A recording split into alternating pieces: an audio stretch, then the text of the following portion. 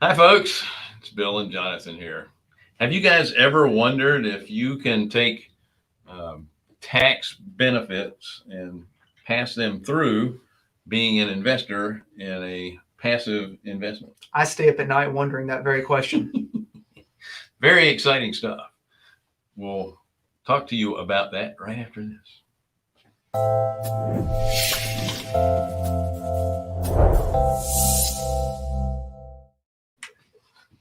Hi, everyone. Thanks for joining us on the Passive Accredited Investor Show. I am Bill Fairman. This is Jonathan Davis. I don't know what to say because my teleprompter stopped working. We are Carolina Capital Management. We are lenders for the real estate investors in the Southeast. If you are interested in borrowing money, go to carolinahardmoney.com. Click on the Apply Now tab. If you're a passive investor looking for passive returns, click on the Accredited Investor tab. Don't forget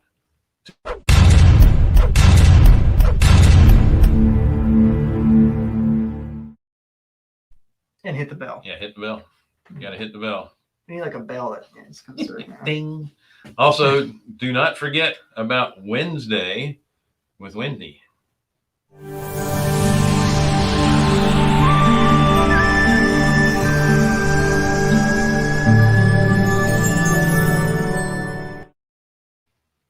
Wendy gives up 30 minutes per person on Wednesdays with anybody that wants to talk real estate. So sign up. There's her calendar link, and it's also over in the chat side of the page. By the way, if you didn't know, you can save these chats. I don't know how you do it here. I know how to do it on Zoom. I'm not sure how to do it on a live stream, but you can also just click and paste. All right. But she's usually backed up a couple of months, so go ahead and get in line. So that comment section, that is for questions that you guys might have. It's on the right-hand side of your screen or underneath, depending on the platform that you're viewing us from. Woo. All right. Finally got all that out of the way. It's good. It's real good. All right. So we had Mike Schlotnick with Tempo Funding, Tempo Growth Fund, and he's also got another Tempo Fund. But anyway, Big Mike. He's about what? .com. 5'2"? Is he? Somewhere? Yeah. Big Mike Fund with a D.com. Don't go to Big Mike Fun, or you'll see something you probably don't want to see. Ruin your browser history for sure. But so some of the things that we were discussing were the way to pass through tax benefits to the passive investors. Is it possible? And, you know, I hate getting into the weeds with these things, but this is something that people need to understand. Yeah. If you get any type of a tax benefit that is passed through on a passive investment. Okay. And what does passive mean? Passive means it's not active. Yeah. Well, how does the IRS deem passive? Okay. So passive means you're investing in something that is providing you an income that you have no control over, no management, no one's, you're not swapping time for dollars. Yeah. Okay. Is there an hour limit as well? Like you have to like show that you haven't worked so many hours? I'll get that in a minute. Yeah. Okay. But if you are actively employed, you could be actively self-employed with one industry and you're getting income from that. That does not count as passive income. Only passive income from investments is going to count as passive income, which means, in short, that if you have, for example, a property that you're depreciated, you've got stuff you're writing off, you got values you're writing down, all those are tax deductions, but it's only against other passive income. So you can't take deductions from active income and put it against passive. Right. So and vice versa. Let's say, for example, you're a dentist and you have active income from your dental practice. Okay. So it's active income is typically W-2 income is how we. Yeah, or it could be. I guess it could be 1099. Yeah, or it can even be K1, but if it's your business, that's active income. Okay. However you get paid through your dental practice. A lot Mhm. of it, sometimes, depending on how the structure is set up, could be just owner draws. That's still active income. So, but you're invested in a syndication Okay. where there's property ownership in it, and it is we'll call it a value add syndication. So this is going on for 5 or 6 or 7, 10 years. You're buying it, you're adding value in the first year or two, and the then sponsor is. Yeah, the sponsor is, and you're just participating. Right. Yeah. So you have cash in it, and over time they can pass through some of these write-offs that they're getting, depreciation, write down in values, because, and we'll get to that in a minute with some IRA stuff too. As you're trying to add value, you're actually going to lose value during the process, because when you buy it, you're buying it, it's got a value attached to it based on the current appraisal that it was purchased in. Then, as you're rehabbing or making this place a little bit better, you're going to lose income. Because you're paying more to bring it up to standards. So you're talking about than what you're receiving. An income producing property. So it went from producing X as a functioning place but needed repairs. Right. Now there is not functioning at all and it's being repaired, so there's less income coming in. Or it could be that you haven't lost any people, but now your expenses are higher than your income. So if it's based off of an NOI and a cap rate, your value has gone down because your net operating income has plummeted because of your repairs. Yeah, and in most cases, you're losing tenancy because you have to go in and repair places, and they can't operate while you're repairing. Well, tell them how that's a good thing. Well, it's a good thing because you're passing through these lower values. If you're the one thing that comes to mind to me is if you have a traditional IRA and you invest $100,000 into this fund, and so that's the value of your investment. Mm-hmm. And 2 years later, they've had to write the value of that property down because it's not getting as much income. Mm-hmm. That would be a great time to convert your traditional IRA to a Roth, because you have to pay tax on the money from the traditional IRA because it was tax deferred when you were putting the money aside. So let's say it lost 20% value. Yeah. So now you're only paying taxes on $80,000 instead of the $100,000. And then in that Roth, so you've just paid taxes on that $80,000, and then when the income comes back up, and let's say the value goes above your $100,000, then that is all tax free, correct? When you realize that income. Now it's a Roth. Now it's a Roth, yeah. So it's tax free from then on. So you've saved money on the conversion because you're not paying taxes on as much money. Yeah. And then at the same time, everything else you make in the investment is tax free. So that's a heck of a benefit. So that scenario really only it only applies to somebody that is investing with an IRA into a value add scenario, typically, right? Correct. Yeah. The only way that's going to help you is if the value goes down, and if the value goes down and it's not a value add scenario, you've got issues anyway. that's you don't want to be in that. Because we knew in the value add scenario, this is common. It happens almost every time. Mm-hmm. You're going to get into a place where the value is actually less. Yeah. And every year with your IRA, you're required to turn in a fair market value form. Yeah. Or at least your fund sponsor, fund manager is doing that for you. One of the, I guess, easiest examples would be multifamily, right? Mm-hmm. You see a lot of syndications, people investing in multifamily. Someone buys a multifamily that's, let's say it's 50% occupied, but it needs all the units renovated. Mm-hmm. Well, they start kicking people out, you lose occupancy. So then if you're the sponsor of that project and you have self-directed IRA people in it, once you knock all those tenants out and start injecting capital into that project, you want to reevaluate the value of that property, which will be less than what you purchased it for, right? Because the income's less. And then as you fill it, you do the repairs, you fill it back up, the income jumps back again. And hopefully these people have converted to a Roth with the lower values and all their gains are realized tax-free. Right. That's Absolutely. beautiful, Bill. That's beautiful. Now, here's another scenario, and this is where you get your pass-through depreciation. So let's talk about self-storage facility. Okay. And you're doing the same thing. You're still getting a value add of some sort because no one is going to, well, most people are not going to buy a fully functioning turnkey self-storage unit unless you're in a REIT. Well, a fully functioning turnkey storage unit. What are those? Those are like trading at like a 4 cap or Yeah. a 3 cap. It's So- unless you're in a REIT, you can't afford it. When you're in a private placement syndication type of thing, it's always going to be about value add unless it's just in a really high cap rate area. Mm. But that said, you can do what's called cost segregating. Mm. And this is where you have, let's say, for example, you're going to depreciate property over time. You're able to go in and appreciate or depreciate items that wear out faster than other items. Yep. So you have these specialists that will come in and say, for example, the rolling, can't see my arm, the rolling doors.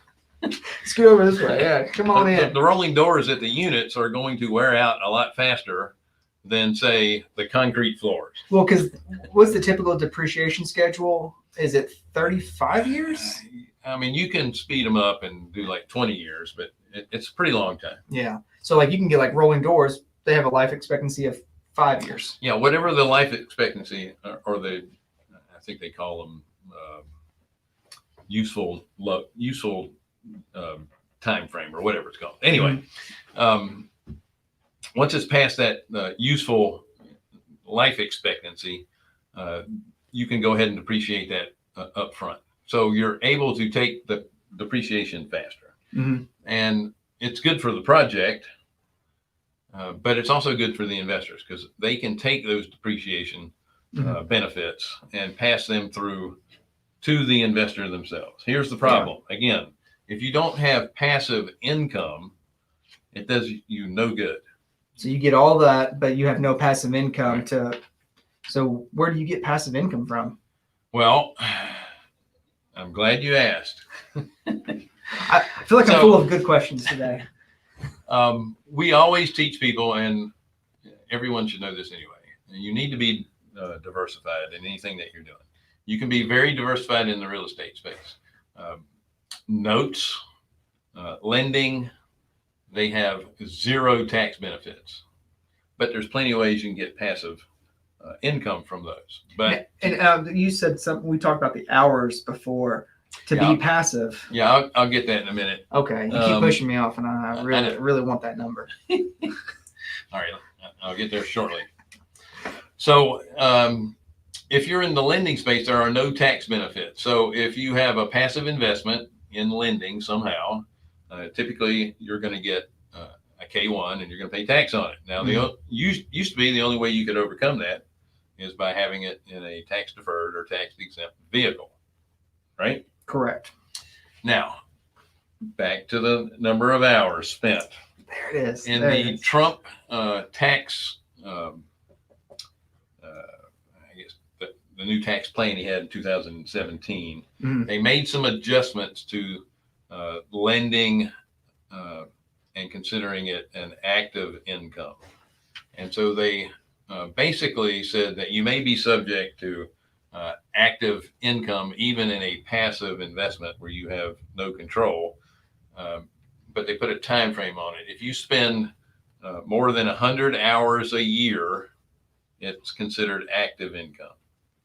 If you spend 99 hours a year, it's passive income. So those people who are taking their IRA personally and lending money out, make sure that you're only spending 99 hours a year or less, or that's going to have a UBIT situation What's attached UBIT? to it. Unrelated business income. And that tax is at 45% of the profit. That's pretty low. That's a lot. But again, I don't want to get into the weeds with all this kind of stuff, but there's other ways that you can offset that.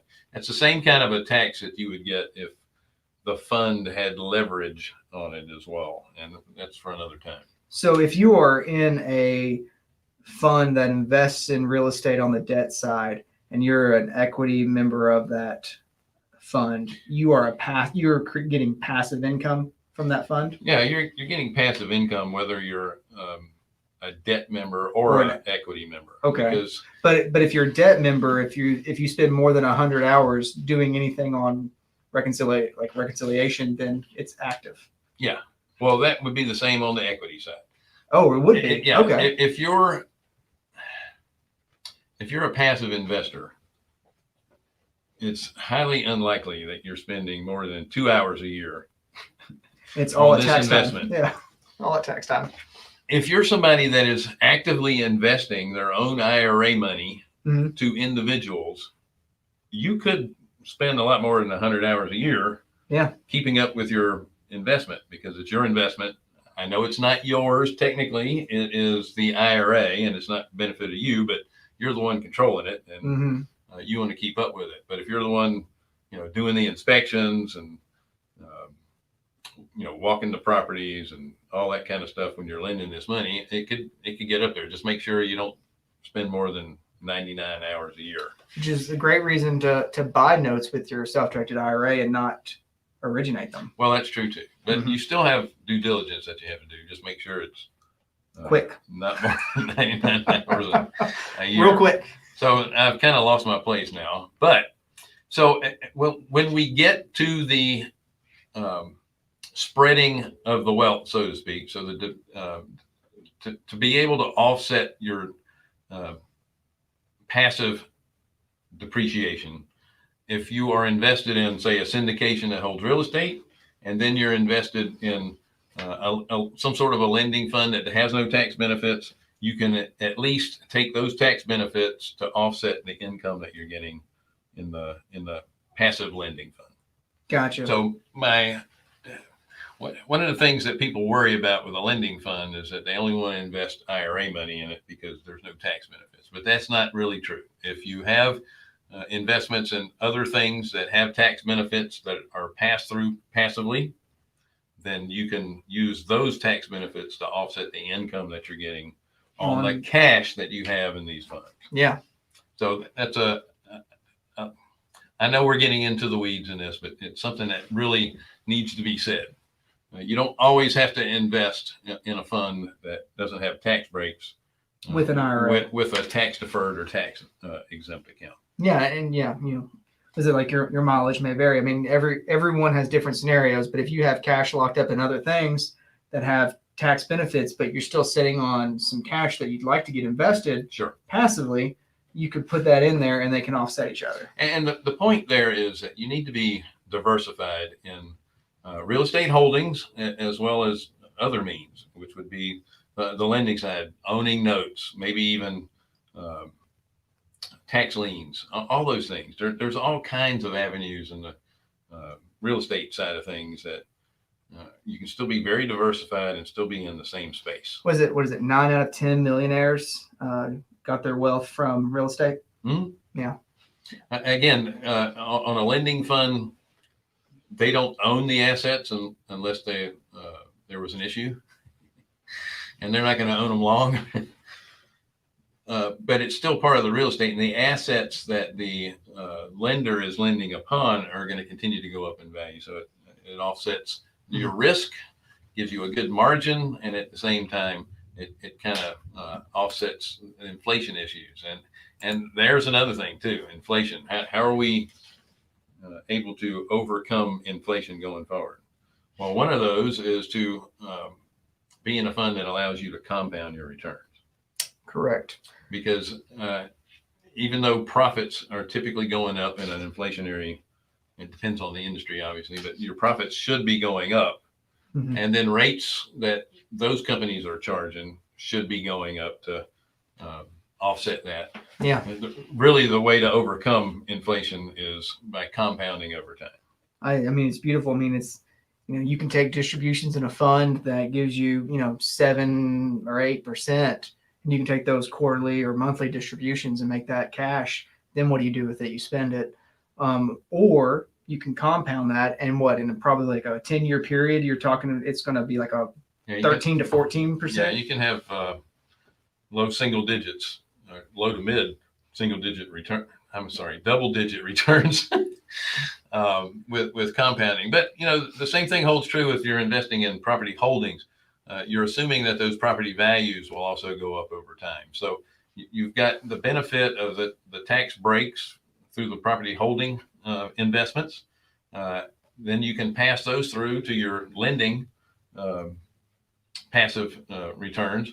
And then at the same time, the values of those property holdings are going to continue to rise. In most cases, Yeah. I mean, again, we just went through a pandemic where certain property types were taboo and those values went down. But what happens when some people are disappointed? Other people's benefit. So now they're taking those properties and redeveloping into something else. Now, if you were holding those properties, you're the loser.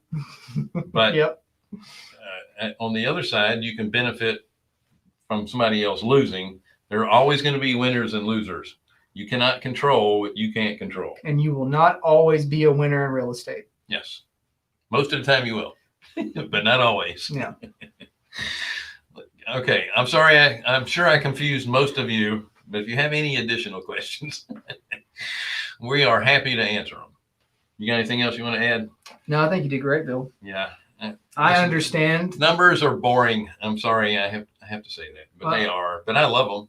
It's how, how we, This is why you're deal makers or deal architects. You have to think about these numbers and making sure that you're benefiting the most you can from not paying. Yeah. Well, and much it's tax. because it's not, it's not how much you make, it's how much you keep. And by employing the best tax strategies, Yep. you keep more, which is what you want to do.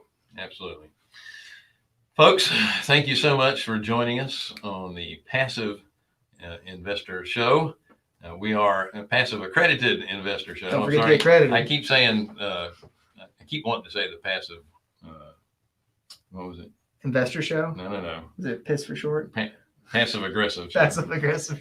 We are lenders for real estate investors in the Southeast. If you are interested in borrowing money, go to carolinahardmoney.com and hit the apply now button. If you're a passive investor looking for passive returns that may have tax benefits or not, go to the accredited investor tab. Don't forget to like, share, subscribe, hit the bell, and don't forget to sign up for Wednesday with Wendy.